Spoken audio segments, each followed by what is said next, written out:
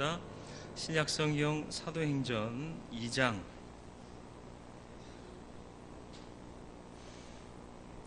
42절로 47절까지의 말씀입니다.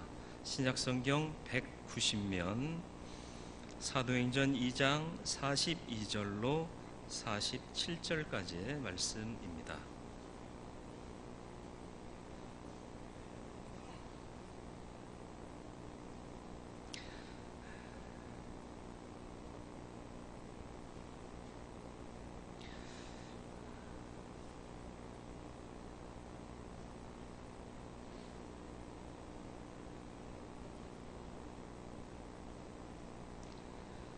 말씀 봉독해 드리겠습니다. 그들이 사도의 가르침을 받아 서로 교제하고 떡을 떼며 오로지 기도하기를 힘쓰니라. 사람마다 두려워하는데 사도들로 말미암아 기사와 표적이 많이 나타나니 믿는 사람이 다 함께 있어 모든 물건을 서로 통용하고 또 재산과 소유를 팔아 각 사람의 필요를 따라 나누어 주며 날마다 마음을 같이하여 성전에 모이기를 힘쓰고 집에서 떡을 떼며 기쁨과 순전한 마음으로 음식을 먹고 하나님을 찬미하며 또 온 백성에게 칭송을 받으니 주께서 구원받는 사람을 날마다 더하게 하시니라.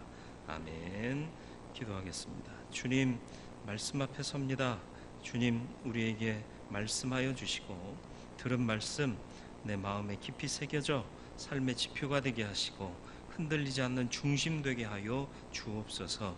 성령께서 지혜의 영으로 함께 하시기를 예수 그리스도의 이름으로 기도드리옵나이다.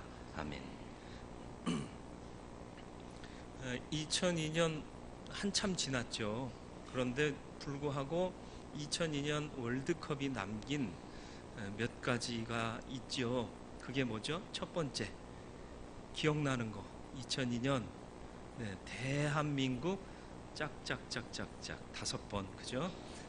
그리고 또 한 사람 누구죠? 히딩크 기억나시나요? 다 기억나시죠? 히딩크 감독이 처음 한국 대표팀을 맡았을 때 테크닉도 테크닉이었지만 한국인들이 기초 체력이 좀 부실했어요. 김치 먹고 주로 살았잖아요, 그죠? 그러다 보니까 체력전에서 항상 딸려요. 그래서 후반전에서 많이 밀리고, 그래서 이 사람이 제대로 판단을 한 거죠. 기초 체력을 향상시켜야겠다. 그래서 먹이고 뛰게 하고 먹이고 뛰게 하고, 그러다 보니까 테크닉이나 전술에 대해서는 좀 전달을 못했던 거죠. 구체적으로 가르칠 시기가 사실은 아니었고요. 그래서 감독으로 부임해서 몇 차례의 경기에 나가서 다 패를 했어요. 그러니까 언론에서 뭐라고 보도했느냐, 무능한 감독이다 이렇게 평가를 했습니다. 그런데 그 언론의 보도에도 불구하고 히딩크는 자기만의 계획을 가지고 그대로 이행해서 결국은 월드컵에서 4강 신화라고 표현될 만큼 놀라운 전적을 세웠던 것입니다. 그래서 뭐 히딩크의 리더십 그러면서 책도 많이 쏟아져 나왔고요. 언론에서도 4강 신화의 주역 히딩크 뭐 이러면서 어떤 사람들은 히딩크를 우리나라 사람으로 기화시켜야 된다. 그 사람한테 물어보지도 않고, 그죠? 자기 본인 의사는 물어보지도 않고 이런 얘기도 하고 그랬는데, 처음에는 악평하던 사람들이 결과가 달라지니까 또 호평하는 사람으로 바뀌고, 사람이 그렇게 얄팍해요. 하나님의 뜻도 어쩌면 우리가 볼 때 너무 답답하고 하나님이 일 안 하시는 것 같고 내 기도는 듣지 않으시는 것 같고 그럴 때가 있어요. 그러나 하나님은 때를 기다리고 계시고 우리가 강건하고 온전한 믿음에 이를 때까지를 기다리고 계시는 거죠. 그리고 마침내 행하시면 놀라운 역사가 이루어지게 되는 것입니다. 이런 하나님의 뜻을 깨달아 안 사람들은요, 기초 체력, 믿음의 기초 체력이라는 게 뭘까요? 말씀, 예배, 기도 아닙니까? 그죠? 이걸 키우는데 힘쓰는 거죠. 여러분, 가장 이상적인 교회의 모델이 어디에 있을 거라고 생각하시나요? 가장 이상적인 교회, 어느 교회예요? 여의도? 아니요. 뭐 저기 미국의 어디? 아니요. 그렇지 않습니다. 초대교회가 가장 이상적인 교회의 모델입니다. 그래서 교회 성장학자나 모든 신학자들이 이구동성으로 하는 말이 뭐냐? 가장 온전한 교회는 초대교회로 되돌아가는 것이다 라고 얘기를 해요.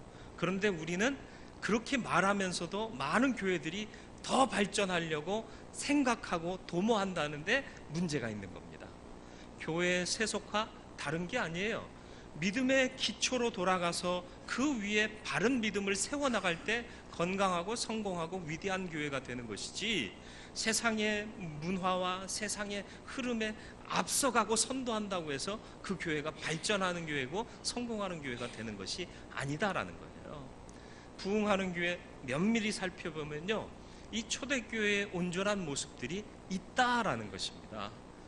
오늘 우리 교회가 처한 상황은 전환점이라고 볼 수 있을 겁니다.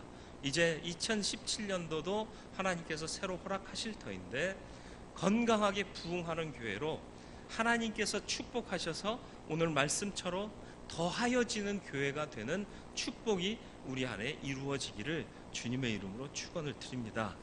많은 사람들이 더 모이고요, 또 우리 교회의 지경도 넓혀지고 건축의 사명도 이루고요, 꼭 건축해야만 되는 게 아니라, 교회당을 넓히기 위한 건축이 아니라 세상으로 열려지고 복음의 생명력을 세상으로 드러내기 위한 그런 교회로서 나아가는데 한 과정으로서의 건축을 우리는 꿈꿔야 한다라는 것이죠.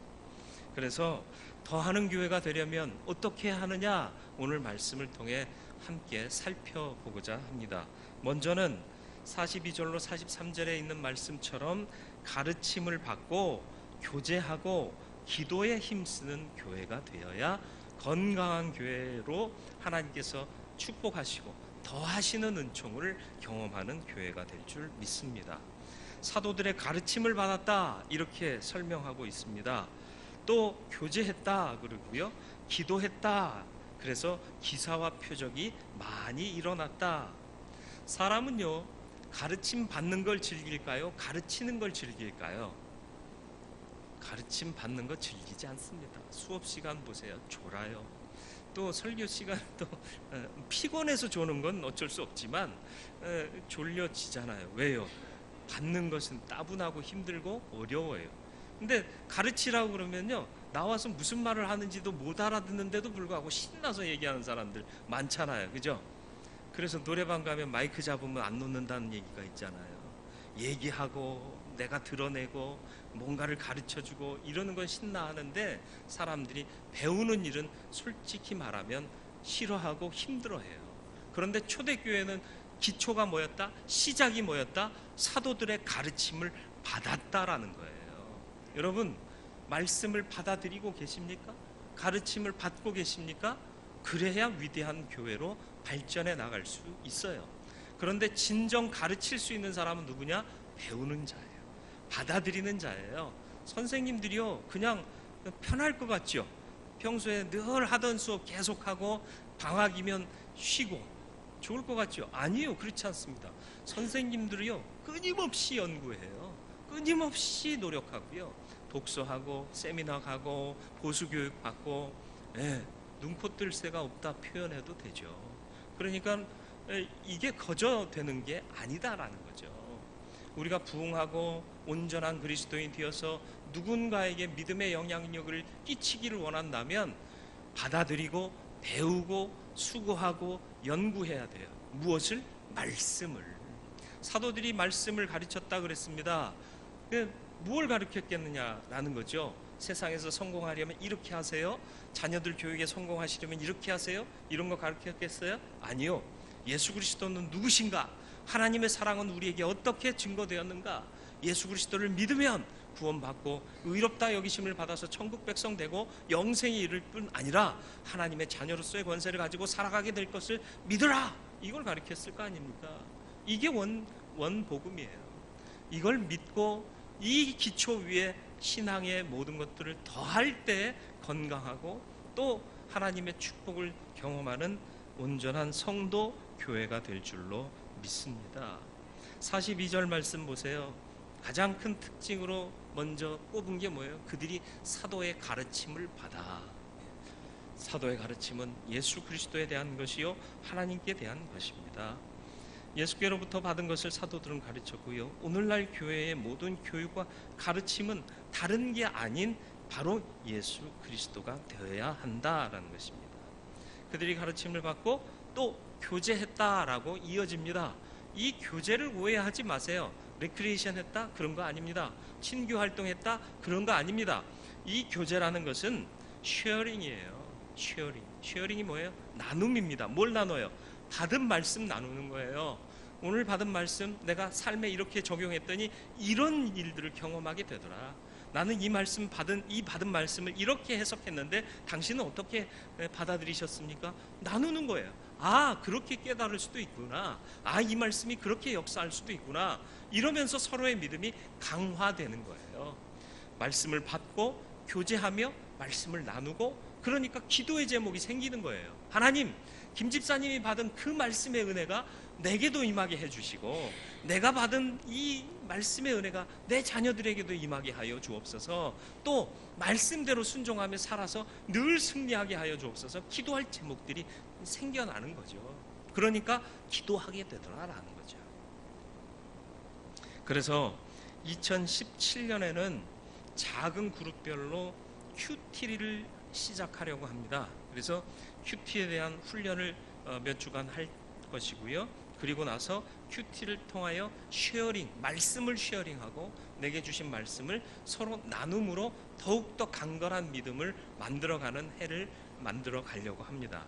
그래서 오늘 요즘 SNS 많이 발전해 있잖아요. 톡, 그리고 북, 이런 거 있지 않습니까? 그죠? 네.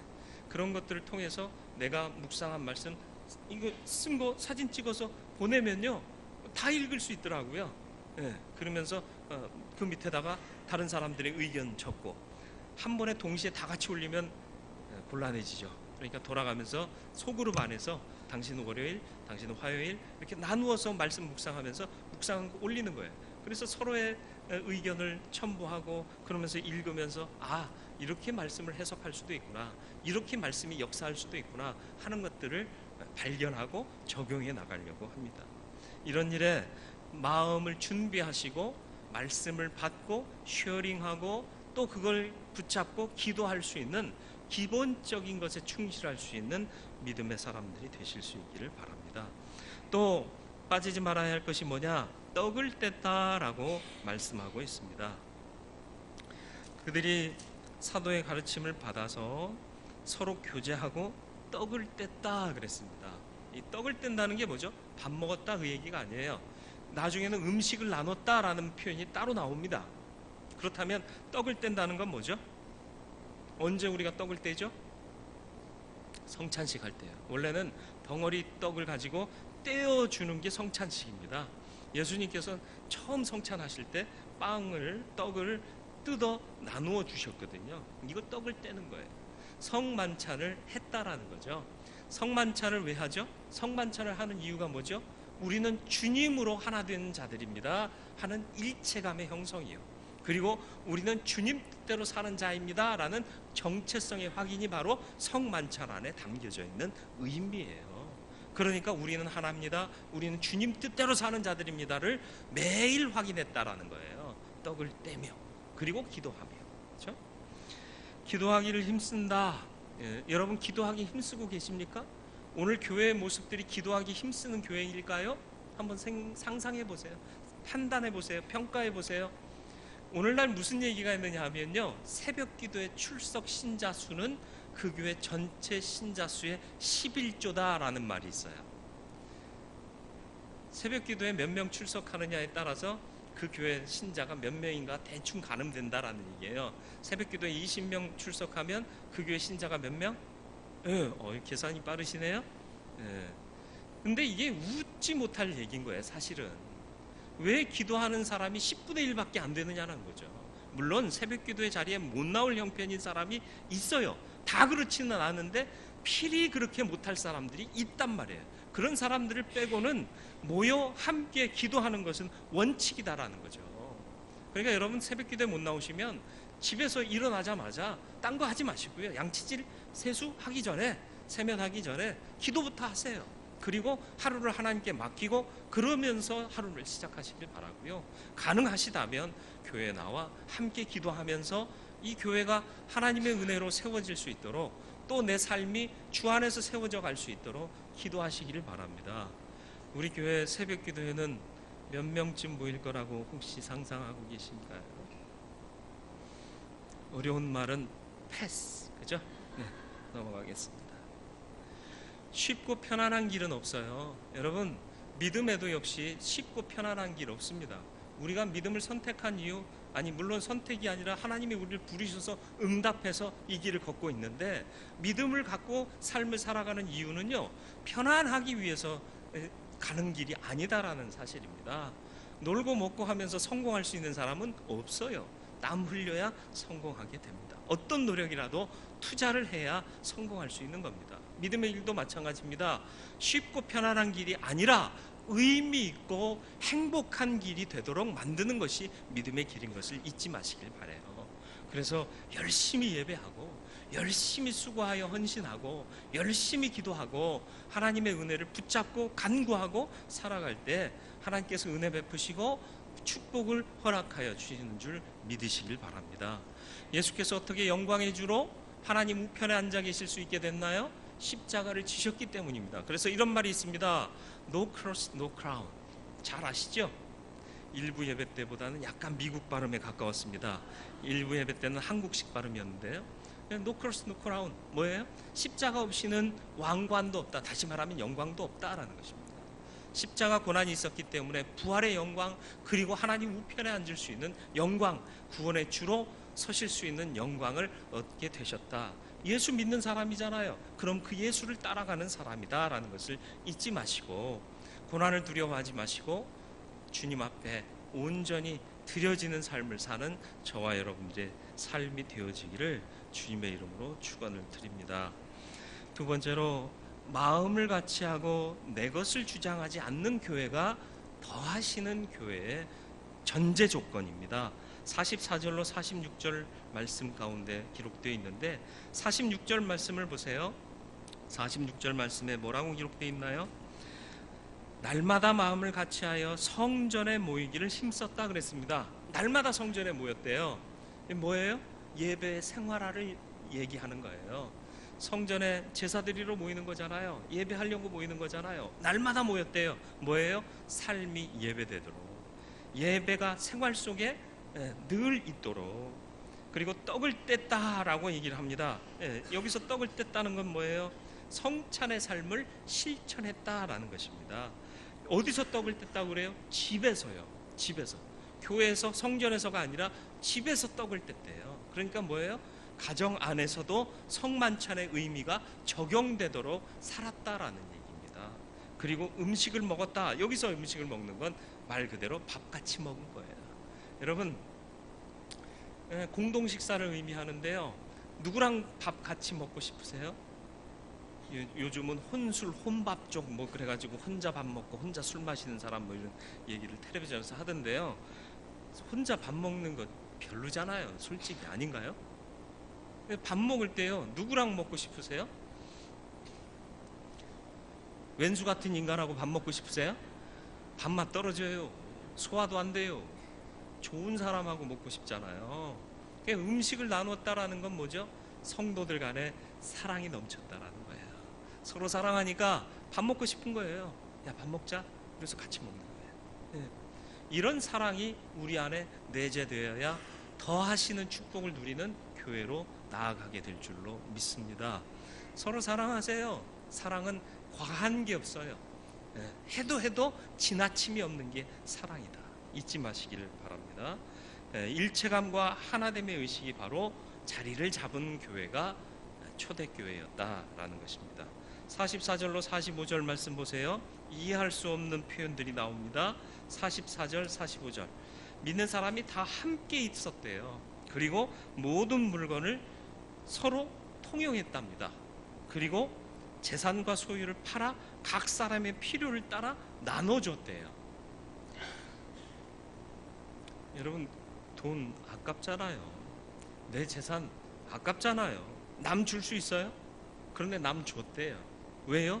이젠 남이 아닌 거예요. 여러분, 사랑하는 사람에게 돈을 아끼시나요? 제가 마이너스가 돼도 애들이 달라면 줘요. 왜요? 어떤 애들이요?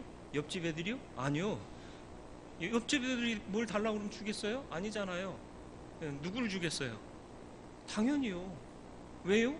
사랑하니까요. 왼수 같은 짓도 많이 해요. 그래도 사랑하잖아요. 그러니까 주는 거예요. 줘도 아깝지가 않아요. 그런 거잖아요. 그렇죠? 일부 예배 때는 제가 예화를 잘못 들었어요. 서로 사랑하면 비싼 거 줘도 아깝지가 않지 않느냐 그랬는데, 생각해보니까 부부끼리는 아까워지더라고요. 그래서 부부끼리 싸움 날까봐 당신 나 사랑하지 않지? 왜 이런 것도 안 해줘? 막 이렇게 따지면 서로 피곤해지잖아요. 그래서 조금 바꿨습니다. 사랑하면요 계산이 안 돼요. 사랑하면요 줘도 안 아까운 거예요. 초대교회 성도들이 서로에게 그렇게 살았대요. 물론 오늘 이 시대는 자본주의화된 사회고 개인 재산의 필요성을 갖고 사는 세대가 되었습니다마는, 그럼에도 불구하고 나누고 베푸는 삶은 사랑 안에서 풍성해져야 한다라는 것입니다. 우리는 잘 시작한 교회라고 저는 믿습니다. 그죠? 작은 일이지만 시작했잖아요. 그죠? 강단에 꽃꽂이 없애고 사랑쌀 지게 저거 만들어 놨잖아요. 그래서 동사무소를 통해서 어려운 이웃에게 매달 나눠주고요. 또 우리 교회 안에 또 어려운 형제자매들에게 나눠줍니다. 받고 주고 하는 것들, 받는 것 부끄러워할 필요도 없고요. 주는 것 인색할 필요 없습니다. 그래서 할 수 있는 만큼 하면 되고요. 또 받는 것으로 기뻐할 수 있어야 돼. 그리고 받은 자는 기도하고 또 감사하고, 그거 잃지 않으면 되거든요. 이런 아름다운 모습들이 우리 안에 풍성해지기를 주님의 이름으로 축원을 드립니다. 46절에 가장 먼저 시작되는 말씀이 뭐죠? 46절 말씀을 보시면 날마다 마음을 같이 했다 이렇게 표현하고 있습니다. 날마다 마음을 같이 했다. 맞습니다. 교회가 교회되기 위해서는 날마다 마음을 같이 하셔야 돼요. 그래서 여러분 서로 주 안에서 되도록이면 날마다 문안하시길 바라요. 어떤 분은 매일 말씀 묵상하는 것을 SNS로 보내주시는 분이 있어요. 날마다 네. 감사하잖아요. 그 노력이 대단하지 않습니까? 네. 그런 분들 많아져야 된다고 생각해요. 물론 너무 많으면 곤란해지기도 해요. 네. 그 많은 걸 열어보고 그러려면 막 화도 나고 그럴 수도 있어요. 그러나 그런 관심의 표현을 여러 가지 방법을 찾아서 서로 해야 돼요. 그래서 끊임없이 교류해야 된다는 것입니다. 가족이 왜 같이 살죠? 같이 살면 날마다 같이 호흡하면서 사랑을 나눌 수 있는 공동체가 되는 거예요. 그렇지 않습니까? 연말이 되면 그리워지는 사람들이 있어요. 누구죠? 연말이 되면 막년회 모임 할 때 누구랑 제일 많이 모이세요? 동창들 많이 안 모이세요?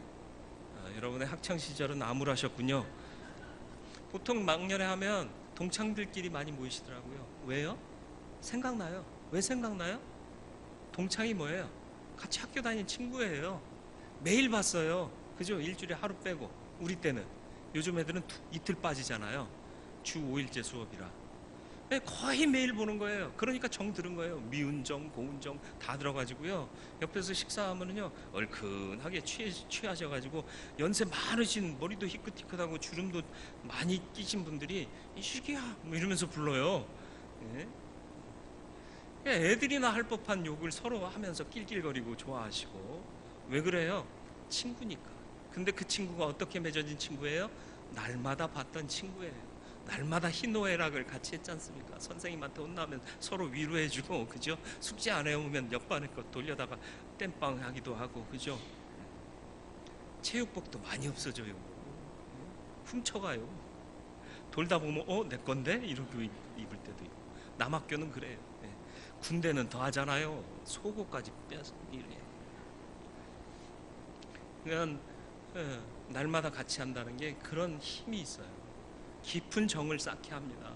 우리 안에 그런 사랑이 있어야 할 줄로 믿습니다.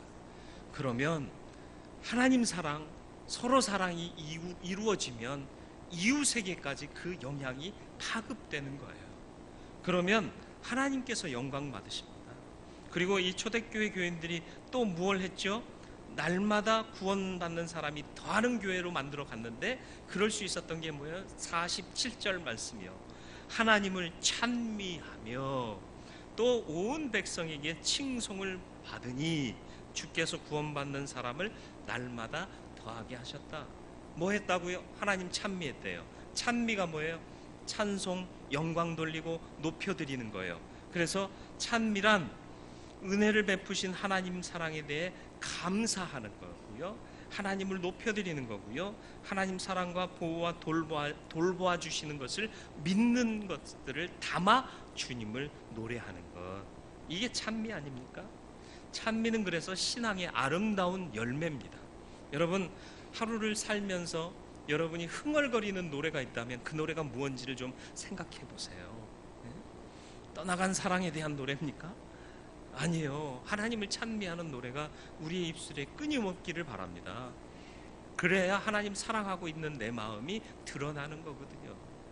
저와 여러분들의 입술에 찬미가 끊임없기를 바라고, 그래서 그 찬미 받으시고 삶으로 드려지는 우리의 예배를 받으신 그분 하나님께서 기뻐하심으로 우리에게 날마다 더하게 하시는 축복이 임하게 되기를 주님의 이름으로 축원을 드립니다. 그래서 하나님의 은혜로 믿는 자의 수가 더하여지는 교회가 되기를 바랍니다. 우리 교회가 되길 바랍니다. 그러기 위해서 더 받으시길 바라요. 가르침을 받으시길 바라요. 더 듣고 더 배우고 더 나누고 더 기도하고 더 헌신하는 삶을 지향하시기를 바랍니다. 그리고 무엇보다도 더 사랑하세요. 그러면 더하는 교회 될 줄로 믿습니다. 2017년도 더하는 교회 되는 우리 대원교회 되기를 주님의 이름으로 축원을 드립니다. 베드로전서 4장 7절로 11절 말씀을 우리 길지만 같이 읽고 함께 기도하기를 원합니다. 만물의 마지막이 가까웠으니 그러므로 너희는 정신을 차리고 근신하여 기도하라. 무엇보다도 뜨겁게 서로 사랑할지니 사랑은 허다한 죄를 덮느니라. 서로 대접하기를 원망 없이 하고 각각 은사를 받은 대로 하나님의 여러 가지 은혜를 맡은 선한 청지기 같이 서로 봉사하라.